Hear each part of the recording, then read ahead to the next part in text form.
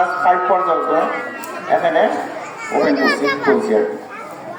তখন থেকে আমার একটা ধারণা ছিল যে স্কুলটাকে আমি আরো বড় করব, এবং অনেক অভিভাবকে আমাকে সারা দিতে স্যার আপনার স্কুল আরো পর্যায় করবেন। ক্লাস 8 পর্যন্ত স্কুল ওপেন করলাম। যখন 8ম শ্রেণী মতো ক্লাস আমার এটা হলো 14 সাল পর্যন্ত। এরপরে আস্তে আস্তে প্রত্যেকটা ক্লাস ধাপে ধাপে বাড়াইছি। ক্লাস 9 করলাম, পরবর্তী ক্লাস 10 করলাম। আমার ইচ্ছা ছিল এখানে আমি একটি স্কুল এবং কলেজ প্রতিষ্ঠিত করার চিন্তা ভাবনা করছি, কিন্তু এটা হচ্ছে যে আশেপাশে আমাদের অনেক স্কুল প্রতিষ্ঠান হয়ে গেছে। এখন স্কুল কলেজ পড়তে গেলে অনেক অনুমোদনের ব্যাপার হয়, একটা স্কুল থেকে আরেকটা স্কুলে দূরত্ব রাখতে হয়, শিক্ষা বিষয়ে অনেক দিক নির্দেশনা থাকে। সেক্ষেত্রে আমি চেষ্টা করছি এটা আরো উন্নত করার জন্য, বড় স্কুলকে রূপান্তরিত করার জন্য।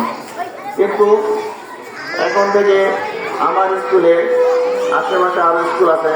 আমাকে রুহুল আমিন স্যার বলে গেছিল, উনি জয়নুল আবেদিনে চাকরি করছে, ইউনিটি আয়তনাতে চাকরি করছে, এবং আগুর উপরে উনি চাকরি হয়ে গেছে। উনি বলছে স্যার প্রত্যেকটা স্কুলে বলতেছে স্যার আমরা কিন্তু বাড়ার স্কুল, আমাদের এখানে প্রত্যেকটা স্কুল বাড়ায় চলতে হবে। প্রত্যেকটা স্কুলে মাসে 50,000, 60,000, 1 লাখ টাকা ভাড়া দিতে হয়। তাহলে আপনারা একটু দেখেন, চিন্তা ভাবনা করেন, গার্জিয়ানদের কাছে কীভাবে ক্লাস করানো যায়, তাদেরকে চাপ দেন, বিভিন্ন ভগবান থেকে নিয়ে আসেন। কিন্তু আমি এটা গল্প করে বলতে পারি, আমার স্কুল এটা নিজস্ব স্কুল, নিজস্ব ক্যাম্পাস। আমি এখন স্যারকে বলছি যতটুকু কম নিয়ে স্কুলটা পরিচালনা করা যায়, যেহেতু আমার বাবার নামে এটা প্রতিষ্ঠা করছি। আমি ইচ্ছে করলে এখানে আমি 5তলা 10তলা ভিন্ন করে বুক করে ভাড়া দিতে পারতাম, এখানে কথা বলার কোনো ইয়ে ছিল না। কিন্তু আমি এখন যেহেতু আমি বাবার নামে স্কুলটা প্রতিষ্ঠা করেছি, সেক্ষেত্রে আমি বলছি যে কোনো রকম আপনারা স্যার ম্যাডামদের বেতনটা দিয়ে স্কুলটা চালাই নেন, এবং গার্জেনের কাছে সীমিতভাবে, যাতে তারা অত মনে করেন অনেকে গার্মেন্টস কর্মী আছে, অনেকে চাকরি থাকে না, অনেকে অনেক সুবিধা অসুবিধা, বেতন ঠিক মতন কালেকশন করে না, প্রতি মাসে বেতন ঠিক মতো আসে না।